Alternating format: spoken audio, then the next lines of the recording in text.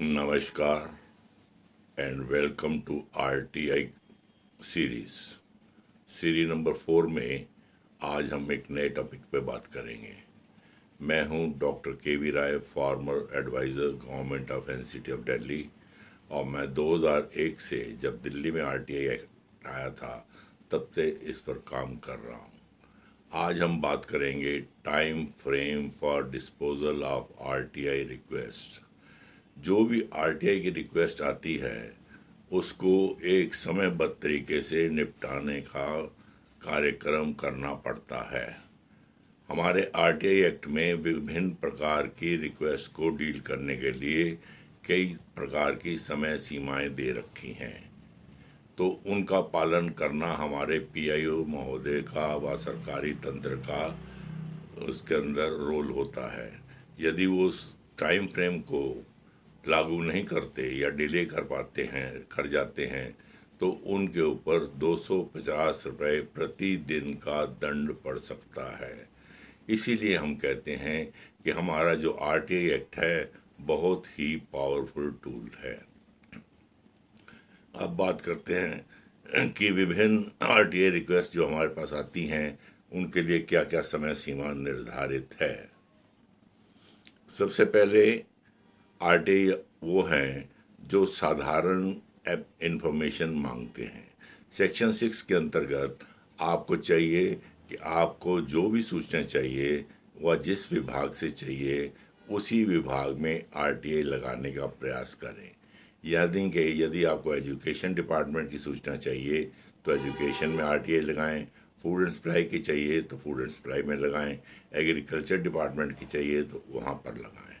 ऐसा करने से आपको 30 दिन के अंतर्गत उत्तर देने का प्रयास किया जाएगा।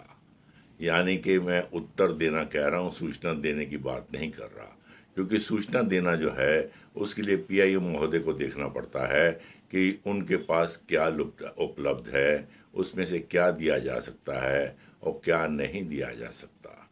सेक्शन 8 और 9 के अंदर कुछ ऐसे प्रावधान हैं जिनके तहत कोई सूचना नहीं भी दी जा सकती। तो इस प्रकार से पीआईओ महोदय 30 दिन के अंदर अंदर निर्णय लेकर जो भी आपको सूचना उपलब्ध की जा सकती है वह प्रदान करेंगे एट द अर्लीस्ट। 30 दिन का मतलब ये नहीं कि 30वें दिन ही दी जाए, एट द अर्लीस्ट सूचना देने का प्रावधान है।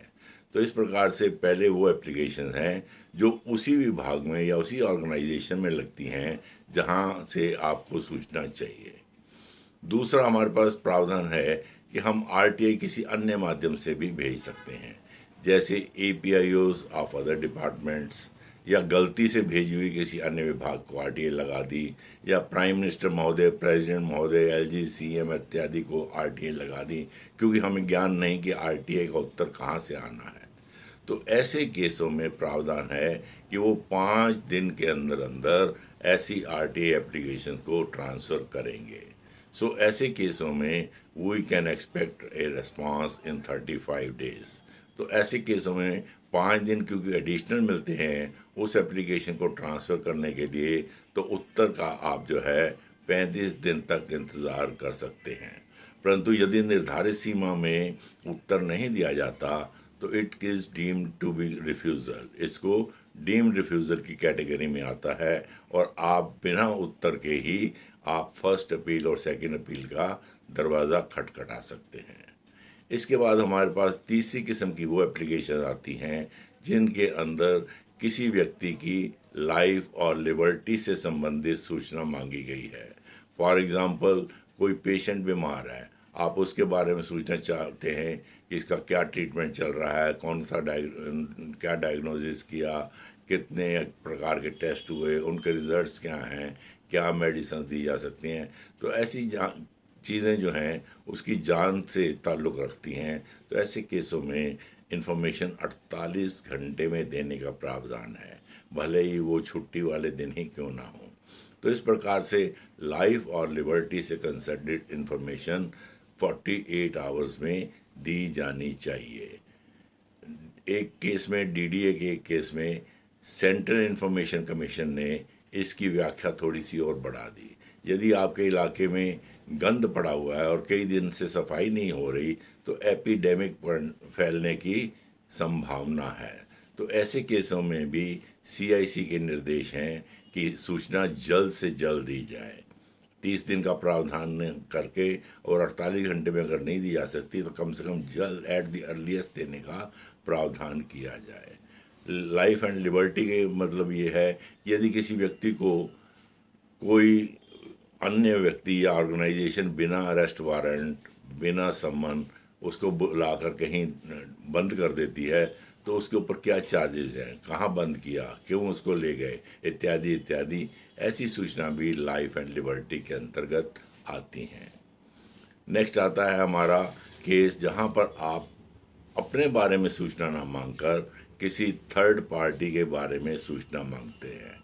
जैसे कि पत्नी के बारे में मांग सकता है, पति के बारे में कोई मांग सकता है, फैमिली के अन्य मेंबर्स के बारे में मांग सकता है, अड़ोस पड़ोस के बारे में मांगी जा सकती है, अलग अलग अधिकारियों के बारे में मांगी जा सकती है। तो ऐसी सूचना में क्योंकि हमें अन्य व्यक्तियों को भी जिसके बारे में सूचना मांगी गई है उसको भी कंसल्ट करना होता है, तो इसलिए समय सीमा हमारे पास 40 दिन है। 5 दिन में तो हम उसको बताएंगे कि फलां व्यक्ति आपके बारे में सूचना मांग रहा है, क्या हम उसको दें या ना दें। अपना उत्तर हमें 5 दिन के अंदर अंदर दें। तो इस प्रकार से उसको एक थर्ड पार्टी को नोटिस देना पड़ता है और उनको दोनों को सुनवाई करने का भी मौका मिलना चाहिए as per principles of natural justice. तो ऐसे मामलों में 40 दिन की मैक्सिमम समय सीमा रखी गई है। इसके बाद एक कैटेगरी आती है एग्जेम्प्टेड ऑर्गेनाइजेशन। सेक्शन 24 के अंतर्गत स्टेट गवर्नमेंट और सेंट्रल गवर्नमेंट को अधिकार है कि वो सेकंड शेड्यूल के अंदर कुछ ऑर्गेनाइजेशन को डाल दें जिनकी सूचना जो है डे टू डे वर्किंग के बारे में नहीं दी जाएगी। परंतु ऐसी ऑर्गेनाइजेशंस को लाइफ एंड लिबर्टी के बारे किसी की ह्यूमन राइट्स के वायलेशन हुआ है तो उसकी सूचना देनी पड़ेगी और वहाँ पर अगर कोई बंगलिंग्स हुई हैं तो उसके बारे में भी सूचना देनी पड़ेगी। तो इस प्रकार से दो अहम एरियाज़ हैं जहाँ पर उनको सूचना देना आवश्यक है। एक तो है ह्यूमन राइट्स वायलेशन और दूसरा है वहाँ पर बंगलिंग्स एटसेट्रा जो हुई हैं उनके बारे में। तो इस प्रकार से ये जो एग्जेम्प्टेड ऑर्गेनाइजेशन है इनको डे टू डे रिक्वायरमेंट्स की जो सूचना है वो देने की आवश्यकता नहीं है। जैसे ईडी है, बीएसएफ है, इकोनॉमिक ऑफेंस विंग है, एटसेट्रा एटसेट्रा। तो ये अपनी रोज़मर्रा की कार्रवाई के बारे में आपको सूचना प्रदान नहीं करेंगे। ऐसे केसों में सूचना देने का अधिकार सेंट्रल इंफॉर्मेशन कमीशन और स्टेट इंफॉर्मेशन कमीशन को कंसल्ट करने के बाद देने की अधिकार है। इसलिए ऐसे केसों में 45 दिन तक की समय सीमा रखी गई है। यहाँ मैं समय सीमा के बारे में स्पष्ट करना चाहूँगा कि यदि आपने 1 तारीख को एप्लीकेशन लगाई है तो 30 दिन का मतलब है 30 तारीख तक आपको उत्तर मिल जाए from the date of receipt. और अगर उसके अंदर हॉलीडेज आते हैं तो वो भी 30 दिन के अंतर्गत ही काउंट किए जाएंगे।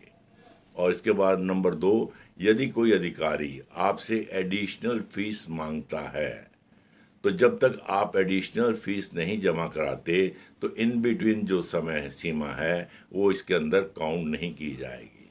फॉर एग्ज़ाम्पल मैंने एक आरटीए 1 तारीख को लगाई और मेरे पास उत्तर के लिए 30 दिन है, परंतु 10 तारीख को पीआईओ महोदय ने मुझे कह दिया कि आप इतने रुपए एडिशनल फीस के जमा कराओ।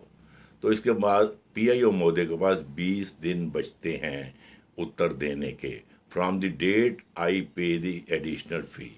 अगर मैंने एडिशनल फ़ी पे ही नहीं की तो वो उत्तर नहीं दे पाएंगे, और अगर मैंने पे कर दी है तो पे करने वाली डेट से 20 दिन एक्स्ट्रा उनको मिलेंगे। यानी कि पीआईओ के पास केवल 30 दिन ही मांगे नहीं गए हैं और बीच का समय जो हमने पेमेंट करने के लिए लगाया है वो उनके खाते में नहीं जाएगा। तो इस प्रकार से एडिशनल फ़ी के केसों में आपको चाहिए कि पीआईओ महोदय जो हैं उनसे संपर्क में रहें और कितनी एडिशनल फीस चाहिए उसको एट द अर्लीस्ट प्रदान करें।